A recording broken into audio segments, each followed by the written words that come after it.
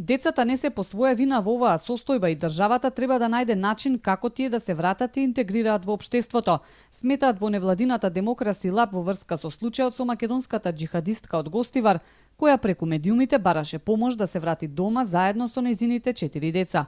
Таа е само една од илјадниците жени и деца сместени по камповите во Сирија и Ирак. Многумина поради лошите услови за живот, очајно бараат да бидат вратени во матичните земји.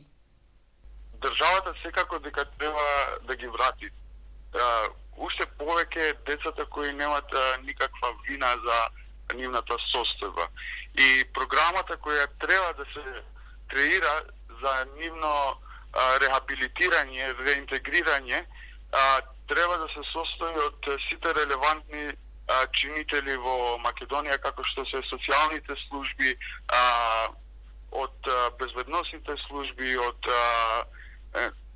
од сите релевантни актери кои можат да креират некаква таква програма.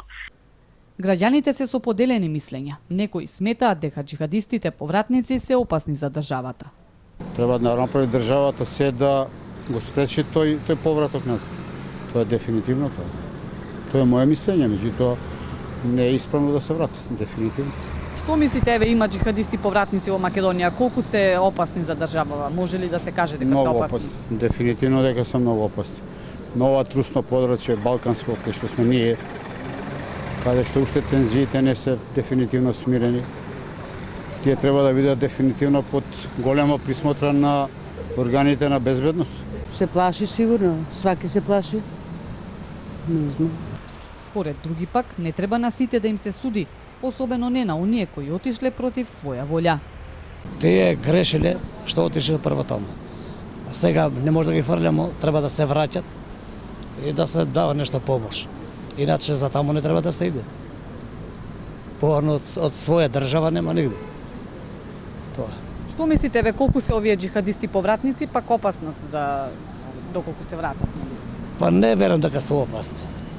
Тие може отишле за паре, за нешто. Само за тоа, не за ништо друго не.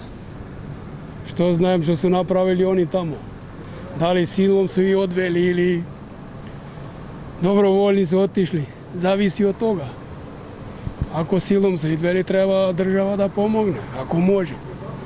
Ако силом, ако доброволци, треба на суд. Бројот на македонски државјани кои се дел од терористички групи се движи некаде околу 150, но колку има жени и деца по бегалските кампови нема точни бројки. Македонија пак заедно со Косово се земите со најголем број џихадисти повратници во регионов.